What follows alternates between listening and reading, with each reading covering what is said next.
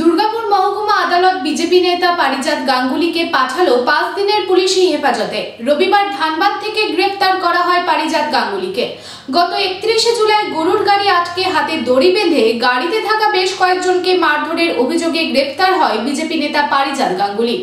সোমবার তাকে দুর্গাপুর মহকুমা আদালতে তোলা হলে 5 দিনের পুলিশি হেফাজতের নির্দেশ দেয় বিচারক।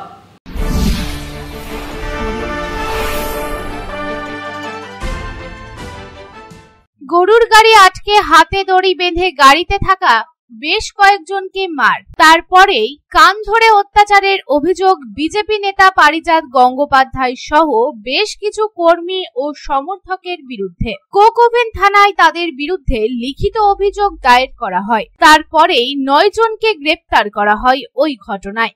অবশেষে সোমবার পারিজাত গঙ্গোপাধ্যায়কে গ্রেফতার করা হয় এবং দুর্গাপুর মহকুমা আদালতে পেশ করা হয়। 5 দিনের পুলিশি হেফাজতের নির্দেশ দেয় পারিজাত গাঙ্গুলিকে। এই প্রসঙ্গে আইনজীবী পার্থহাটির দাবি, আমার মক্কেল নির্দোষ। এটা ওই গত 31 তারিখে একটা এফআইআর হয়েছিল কোক ওভেন থানায় 101 নম্বর। ওই কেসে বেশ কয়েকজন আগেও অ্যারেস্ট হয়েছে এবং পুলিশ রিমান্ড নিয়ে গেছে। বেশ কয়েকজন পুলিশ রিমান্ডে ছিল, আজকে প্রোডাকশান হয়েছে, জেলে হেফাজতে রয়েছে। আজকে পুনরায় 3 জনকে ধরে পাঠিয়েছিল, তার মধ্যে পারিজাতও ছিল। পুলিশ পিসিপিআর দিয়েছিল, পুলিশ রিমান্ডের জন্য তদন্তের স্বার্থে দিয়েছিল। আমরা দীর্ঘক্ষণ জামিনের জন্য শুনানি করি, পুলিশের কিছু ভুল ত্রুটি আমরা তুলে ধরি।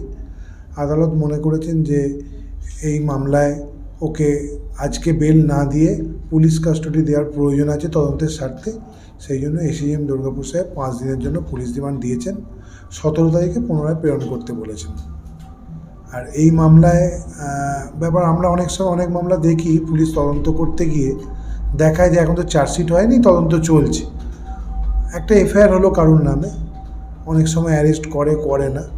ভবিষ্যতে যখন চার্জশিট আসবে দেখা যাবে পুলিশ কার এসে চার্জশিট দিল। অনেক সময় দেখা যায় তদন্তর পর কারোর নামও বাদ চলে যায়।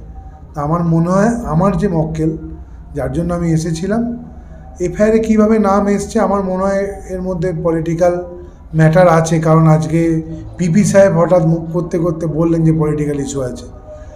অন্যদিকে এই প্রসঙ্গে বিজেপির বিধায়ক লক্ষণ চন্দ্র ঘুরুয়ের দাবি, পারিজাত নিজেই আত্মসমর্পণ করেছে, কিন্তু পুলিশ কর্মী বিজেপি কর্মীদের বাড়ি বাড়ি গিয়ে হেনস্থা করছে।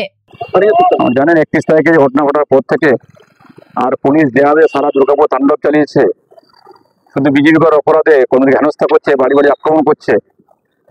এবং আমি গতকালও বলেছি, আমরা পুলিশকে বলে কোনো লাভ হয়নি, কারণ পুলিশ তৃণমূলের পেশারে আছে।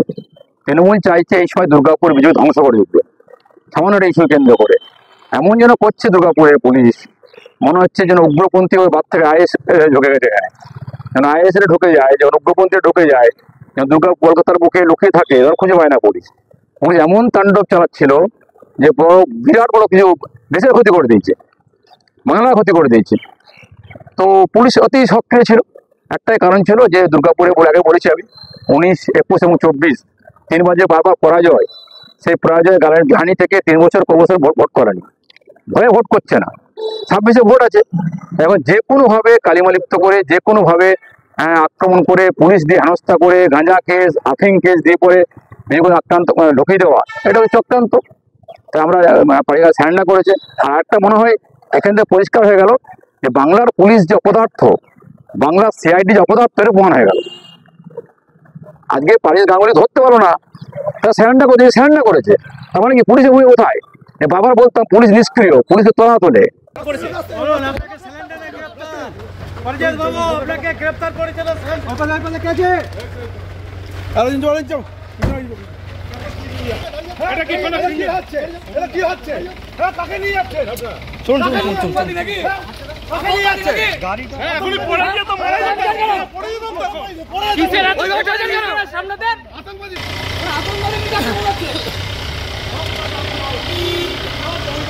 দুর্গাপুর থেকে সাধন রুজের রিপোর্ট, পাবলিক টাইমস। রূপোর গয়না বা রূপোর তৈরি বিভিন্ন সাজসজ্জা কেনাকাটার জন্য এক বিশ্বস্তনীয় প্রতিষ্ঠান শ্যামসুন্দর চাঁদিওয়ালা। শ্যামসুন্দর চাঁদিওয়ালা মানেই চাঁদির পিওরিটির 100% গ্যারেন্টি। আমাদের শোরুম দুর্গাপুরের জাংশন মলে, আসানসোলের 81 জিটি রোড অপোজিট সেনকো গোল্ডে, শিলিগুড়ির সিটি সেন্ট্রাম মল, কলকাতার সিটি সেন্টার 2 নিউ টাউনে এবং দেওঘরের G12 ভিওরি মলে। তাহলে যদি পিওর এবং হলমার্ক রূপো কিনতে চান তবে চলে আসুন শ্যামসুন্দর চাঁদিওয়ালায়।